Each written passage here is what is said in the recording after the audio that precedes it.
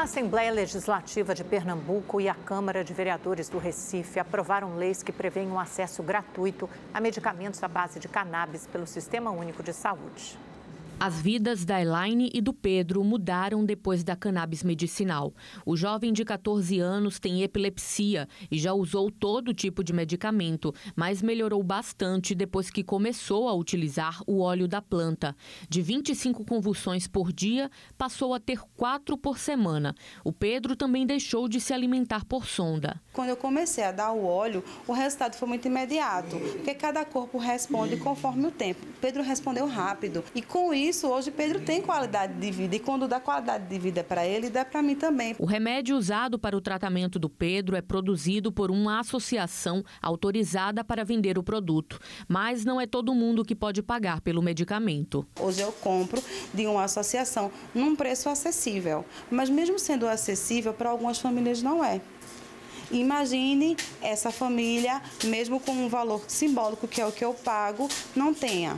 Então, poder ter no SUS, poder ter gratuitamente, poder ter no LAFEP, poder receber de uma associação, é isso que a gente quer. A Assembleia Legislativa de Pernambuco e a Câmara dos Vereadores do Recife aprovaram 2 leis que garantem acesso gratuito a medicamentos à base de maconha em unidades de saúde da capital e do estado. Os textos seguem agora para sanções da governadora Raquel Lira e do prefeito João Campos. Os medicamentos consistem em óleos extraídos da planta sem o princípio ativo que causa efeitos alucinógenos. Esse óleo é necessário para dores crônicas, para ansiedade.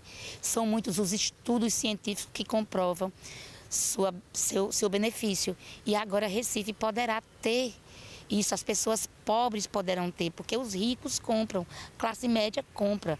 Um óleo na farmácia, no teor mais baixinho, é R$1.000. Na associação é 280. Qual é o pobre que pode comprar? Não pode.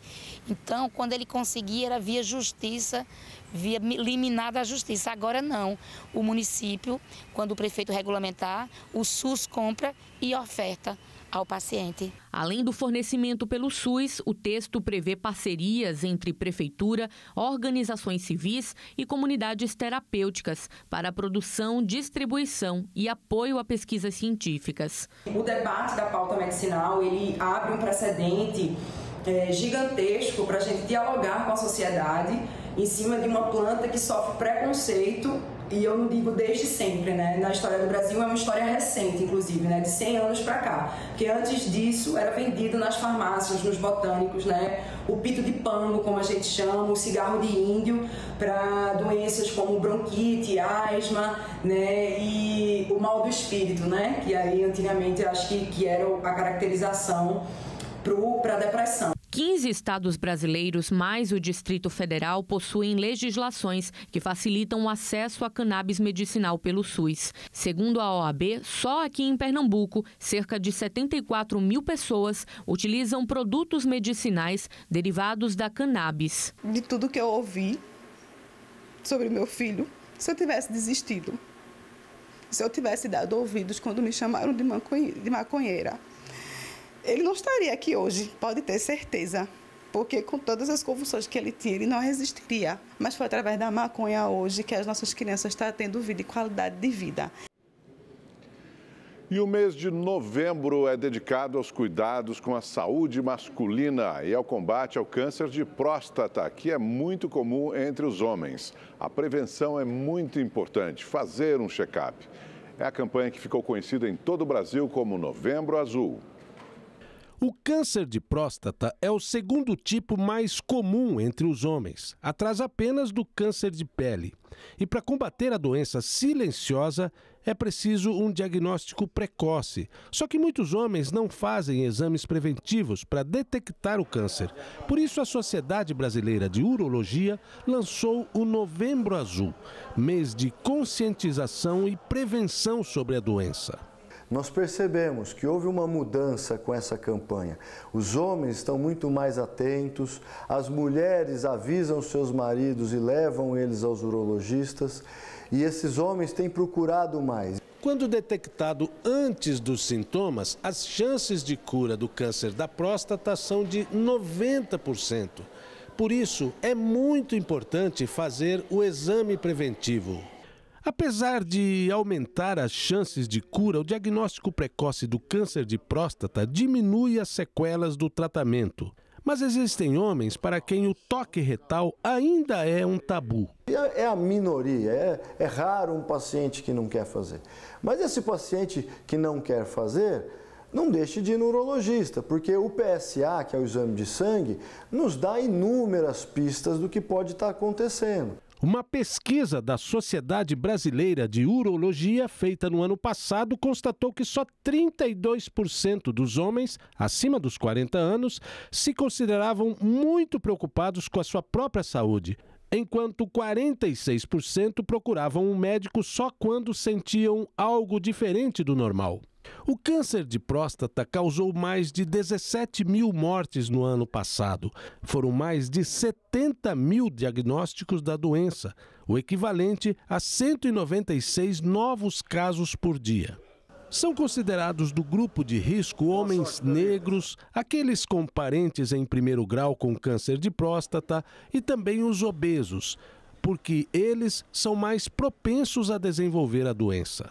Cuidar da saúde, manter uma vida saudável, manter um controle de peso, e isso tudo ajuda com que esse paciente diminua o seu risco, mas não vai evitar em todo mundo. Essa semana completou 6 meses das enchentes que devastaram o Rio Grande do Sul. De lá para cá, muitos problemas foram resolvidos, mas algumas cicatrizes ainda são visíveis nas cidades e nos gaúchos. Em 6 meses, muita coisa mudou. Onde tinha água, hoje tem história, ficção, aventura. O local que virou símbolo dos resgates, hoje volta a receber o público. Quem olha as imagens não diz que estamos falando do mesmo lugar. Em maio deste ano, 478 dos 497 municípios gaúchos registraram danos devido às enchentes. No Vale do Taquari, cidades inteiras foram varridas do mapa. Perdi tudo, eu tô aqui de favor e ainda já inundou tudo também. Eu não tenho mais nada. Só o meu filho que tá ali na cidade velha, eu não sei nem como é que ele tá. Eu tô num desespero, pelo amor de Deus, ajude esse povo, gente, ajude. 30% do território de Porto Alegre ficou inundado. Casas inteiras foram levadas pela água.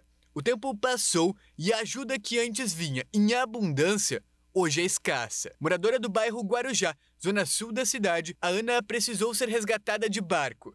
Ela passou 30 dias em um abrigo e hoje, após voltar para casa, ela é voluntária e ajuda aqueles que não conseguiram se reerguer. Eu acho que a gente virou uma família, né? E só que eles ainda precisam de muita coisa. O bairro ainda está muito esquecido. Limpeza de esgotos, assim, a gente precisa, os bueiros continuam sujos e todo mundo, quando chove, é aquele pavor. Vamos de novo enfrentar o mesmo problema. Em muitos pontos, o sistema de proteção da capital falhou. Se no Sarandi, o dique que protegia há anos os moradores rompeu, na região central da cidade, essas comportas de ferro não suportaram a pressão da água e cederam. Meio ano após a tragédia, ela segue no chão. Para evitar que o problema se repita no futuro, muito pouco foi realizado na verdade. A gente teve notícias de algumas contratações de estudos e também de algumas obras de reforço, por exemplo, em comportas, em Porto Alegre. Mas tantos estudos eles demoram a ser executados e depois tirados fora do papel. As projeções que a gente tem é de anos para que isso aconteça. Quanto à recuperação da infraestrutura, ela também demora. Bem, vamos ver a previsão do tempo para todo o Brasil com a Valéria Luizetti. Oi, Valéria, boa noite para você. Como é que vai ser essa semana? Conta pra gente. Os próximos dias, vem mais chuva por aí, é? Pois é, boa noite, Augusto, Amanda, boa noite a você que nos assiste. Essas chuvas continuarão amanhã, marcando presença em grande parte do país. Como nós podemos conferir aqui no nosso mapa, elas serão mais intensas nessa faixa em verde escuro, que passa pelos estados do norte, centro-oeste até o sul. Elas serão ainda mais intensas amanhã nos estados de Mato Grosso, Tocantins, Goiás, parte oeste de Minas Gerais e interior de São Paulo. O dia deve ser um pouquinho mais firme amanhã no Rio de Janeiro, no Espírito Santo, em alguns estados ali do Nordeste e também no Amapá e no norte do Pará. Com relação às temperaturas, amanhã elas se mantêm elevadas em praticamente todo o país, máximas ultrapassando os 30, 35 graus no norte, no nordeste e também no centro-oeste. Já no sudeste e no sul, elas serão um pouquinho mais baixas, mas ainda assim um pouco mais elevadas se comparado com hoje. No sudeste, amanhã máxima de 34 graus no Rio de Janeiro, 27 em Belo Horizonte e 30 em Vitória. Dia nublado tanto no Rio quanto em Vitória, mas possibilidade de pancadas de chuvas isoladas ao longo do dia em Belo Horizonte. Em São Paulo, amanhã o dia deve ser muito parecido com hoje, máxima de 26 graus, pancadas de chuvas e trovoadas isoladas em algumas regiões. O volume de chuvas também deve ser muito parecido com o de hoje, mas como a gente pode conferir aqui no nosso gráfico, ao longo da semana, conforme o final de semana for chegando, juntamente com a frente fria que deve passar por aqui, as temperaturas vão caindo e na sexta-feira deve haver bastante chuva. Amanda e Augusto. É porque chegou o fim de semana e chega o frio e a chuva, ainda Pois mais quando é de folga, né, Valéria? São Pedro está contra a gente. Exatamente. Mas tá bom. Obrigada, querida. Até Obrigada. amanhã. O ex-presidente Jair Bolsonaro negou que o ex-diretor-geral da Polícia Rodoviária Federal, Silvinei Vasquez, tenha atuado para favorecê-lo nas eleições de 2022. Bolsonaro prestou depoimento como testemunha de defesa em um processo em que a Controladoria Geral da União apura a conduta de Silvinei. O ex-presidente Bolsonaro respondeu a 9 perguntas. No depoimento, feito por videoconferência, ele negou ter pedido ao ex-diretor da PRF que fizesse campanha para ele. Silvinei é investigado por pedir votos para Bolsonaro durante a campanha e, como chefe da instituição, por ter feito várias manifestações a favor do ex-presidente. Se condenado, o ex-diretor da Polícia Rodoviária Federal pode ter a aposentadoria cassada. E o deputado federal e ex-diretor da ABIN, Agência Brasileira de Inteligência, Alexandre Ramagem, prestou novo depoimento hoje à Polícia Federal no inquérito que investiga uma suposta tentativa de golpe para impedir a posse do presidente Lula. O ex-presidente Jair Bolsonaro também é investigado. A Polícia Federal não divulgou detalhes do depoimento. Alexandre Ramagem também é investigado no inquérito que apura se a ABIN, no comando dele, foi usada ilegalmente para monitorar adversários de Bolsonaro. A PF quer saber se há ligação entre o suposto aparelhamento da ABIN e a tentativa de golpe de Estado. Agências dos Correios e a Serasa vão facilitar a negociação de dívidas dos consumidores no feirão Limpa Nome. Até o final do mês, os débitos podem ser negociados com mais de 1.000 empresas de varejo, bancos, empresas de telecomunicação, água, energia e outros segmentos. O senhor José resolveu buscar ajuda para quitar suas dívidas para terminar 2024 no azul. Ele foi até uma agência dos Correios, onde até 29 de novembro será possível negociar débitos com até 99% de desconto, sem taxa de atendimento, através do feirão Limpa Nome da Serasa. A gente não pode comprar nada à vista, que é muito caro, né? Aí a prestação a gente pode comprar umas coisas por neto, né, por filho. Em todo o país, mais de 10.000 agências dos Correios participam do feirão, que terá a presença de especialistas em finanças para ajudar os consumidores que precisam quitar dívidas e regularizar a situação financeira. Infelizmente, mais de 72 milhões de brasileiros estão com alguma pendência financeira aqui dentro da Serasa, tá? Mas esse é um dado, né, de setembro e a ideia é que a partir aqui já de novembro a gente consiga auxiliar para que esse número da inadimplência possa cair. Essas ofertas podem chegar até 99% do desconto. Então a ideia é fazer com que o consumidor inicie o ano de 2025 com o pé direito, né, tirando as contas aí que estão atrasadas. As ofertas também podem ser consultadas e negociadas pelo aplicativo da Serasa. Em Rondônia, cerca de 636 pessoas estão inadimplentes. São quase 3 trilhões de reais em dívidas só no estado. Com essa ação nas agências dos Correios, a expectativa é de que muitos inadimplentes tenham uma oportunidade para pagar débitos antigos que se arrastam durante o ano e possam também retomar o controle financeiro. A parte básica dos Correios é interligar o Serasa com quem quer limpar o seu nome. Esse é o nosso objetivo. Então, essa é uma campanha que vai durar até o final deste mês. Mas o nosso pessoal, o nosso time está preparado para receber você. Tem sempre perto de você uma loja dos Correios. Chegou a São Paulo hoje cedo o 10º avião da Força Aérea Brasileira, com 213 brasileiros resgatados no Líbano. A aeronave KC-30 pousou de madrugada na base aérea de Guarulhos.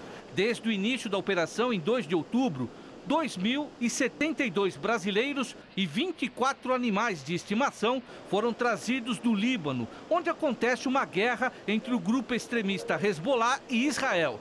A chegada dos repatriados em São Paulo foi motivo de alívio para quem viu a morte de perto. Está um estado de medo, a gente as pessoas estão com medo. E voltar é bom, graças a Deus.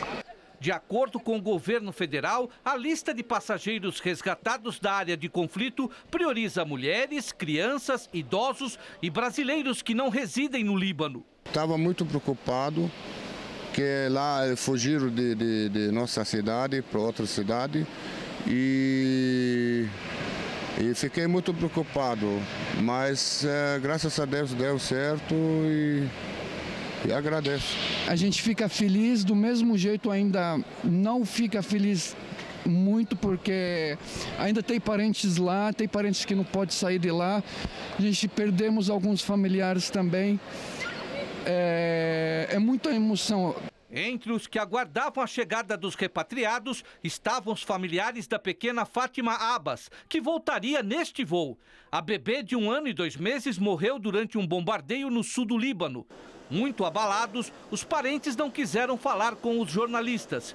Segundo o Itamaraty, a pequena Fátima é a 3ª vítima brasileira do conflito, todas menores de idade. Esperamos que todos que querem voltar, que têm direito a voltar, a conseguir isso também. A Polícia Federal indiciou um militar da Marinha e o irmão por ameaçarem de morte o ministro do Supremo Tribunal Federal, Alexandre de Moraes, e a família dele. De acordo com o relatório da PF, a dupla encaminhou pelo menos 41 e-mails à esposa de Alexandre de Moraes com ameaças contra toda a família. Os acusados irão responder pelos crimes de perseguição, ameaça e tentativa de abolição do Estado Democrático de Direito. O presidente Lula participou hoje de uma reunião com a equipe econômica e ministros para discutir o corte de gastos. De Brasília, o repórter Igor Damasceno traz todas as informações desse segundo dia de debate sobre o assunto, né, Igor? Boa noite para você.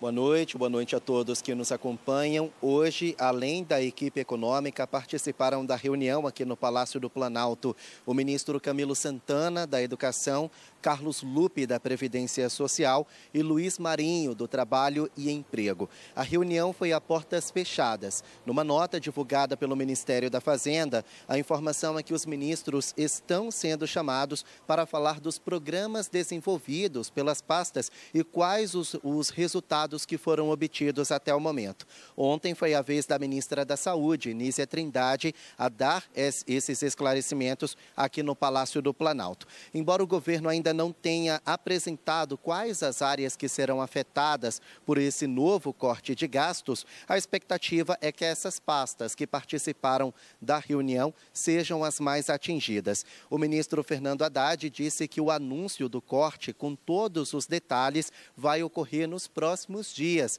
antes da segunda quinzena de novembro. Já a ministra do Planejamento, Simone Tebet, adiantou que há 30 projetos que devem ser cortados ou reduzidos. Estão na lista, por exemplo, os super salários dos servidores, que devem ser cortados, segundo adiantou Simone Tebet. Mas, para isso, é preciso do aval do Congresso Nacional.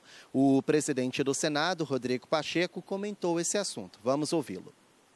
Em relação aos chamados supersalários, é evidente que eles precisam ser combatidos, precisam ser extintos no Brasil, o que não significa que nós precisemos desestruturar carreiras. As carreiras de Estado não podem ser carreiras que sejam pautadas pelo desestímulo, ou pela falta de proteção, ou pela falta de prerrogativas. O BNDES anunciou hoje a criação de um crédito digital. O programa permitirá que micro e pequenas empresas tenham acesso a empréstimos de forma mais rápida através da internet. A promessa é agilizar e facilitar a obtenção de crédito. O próprio cliente é quem fará a contratação do BNDES Crédito Digital pelo aplicativo ou pelos canais das duas instituições financeiras que aderiram ao programa, sem necessidade de ir a uma agência. E em poucos minutos, os recursos serão disponibilizados na conta. As operações serão de até R$300 mil e o financiamento terá taxas a partir de 1,49% ao mês e prazos de até 60 meses. Nossos clientes vão visualizar, diretamente no celular, ou seja, na palma da mão, eles vão ter o acesso ao crédito. Inicialmente, o BNDES destinou R$1 bilhão ao novo produto. Mas a expectativa é que essa oferta cresça, já que a demanda deve ser alta e outras instituições financeiras devem aderir. A gente vai trabalhar isso ao longo ali do início de 25 para, se necessário, e certamente será necessário, nós aportarmos mais recursos. O aumento da atuação do banco junto a micros, pequenas e médias empresas faz parte da estratégia para fomentar a renda e o emprego.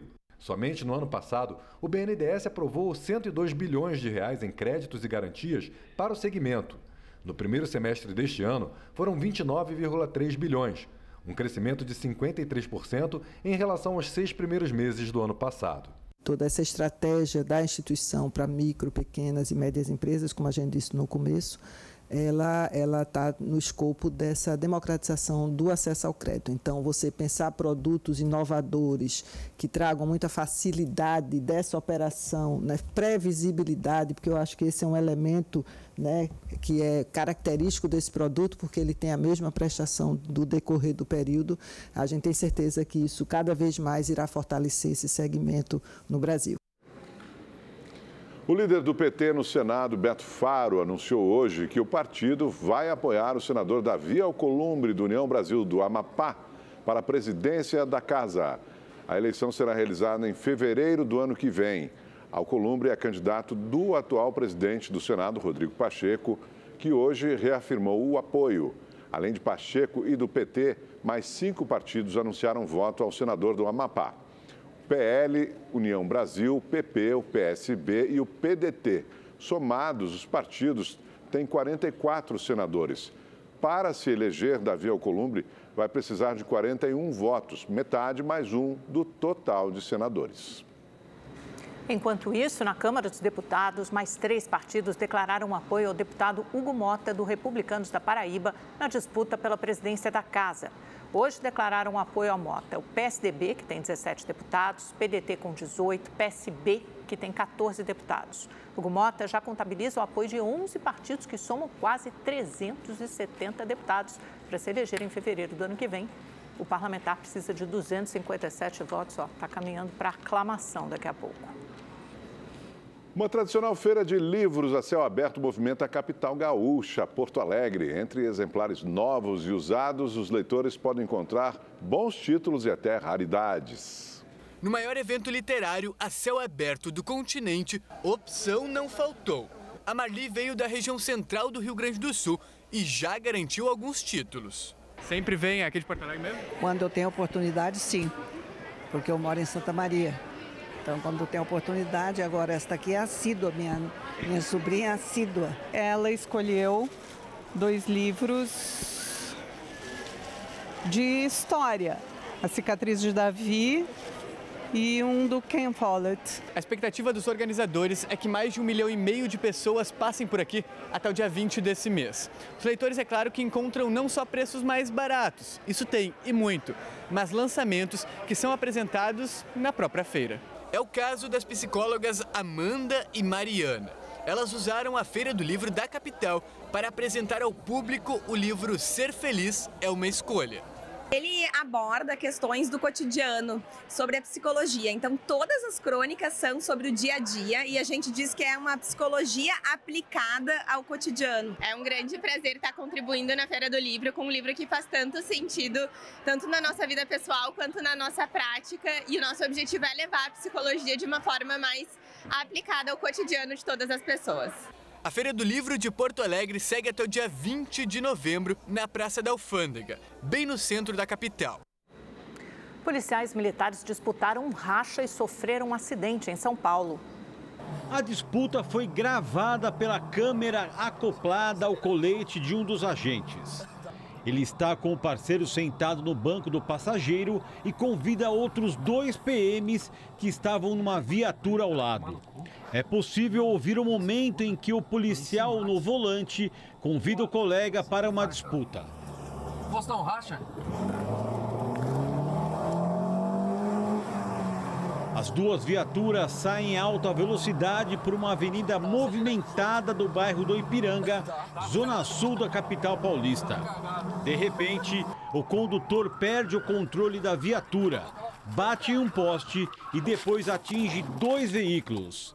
O acidente foi em julho, mas as imagens só foram divulgadas agora.